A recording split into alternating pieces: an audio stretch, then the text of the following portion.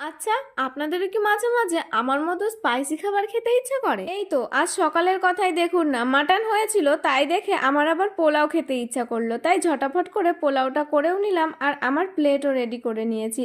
এখন ওকেও খাইয়ে দেবো, সাথে আমিও একটু খেয়ে নেব।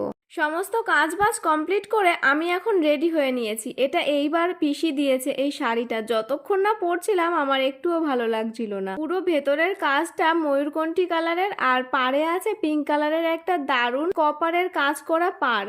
আর তারপর আমি কিছু ভিডিও ফটোশুট সবকিছুই করে নিলাম। সিনেমাটিক শটগুলো কেমন হলো জানাবেন। আগের দিন যে ফুল গাছের ডালগুলো লাগিয়েছিলাম সেখান থেকে কিন্তু কচি পাতাও বেরিয়ে গেছে আর ফুল গাছগুলো বেশ হয়ে উঠেছে। কাণ্ড দেখুন, পাথরের উপর নয়নতারা ফুল গাছ হয়েছে। পর ফোন করে বললো গেটটা খুলতে। গেট খুলতে এসে দেখি আমাদের নীল ড্রামটাকে গেটের সামনে রেখে গেছে। ও আস্তে আস্তে চলুন নীল ড্রামটা ভেতরে ঢুকায়। ওই তো ও চলে এসেছে। আর আপনারাও আমার চ্যানেলটা সাবস্ক্রাইব করুন। বাই।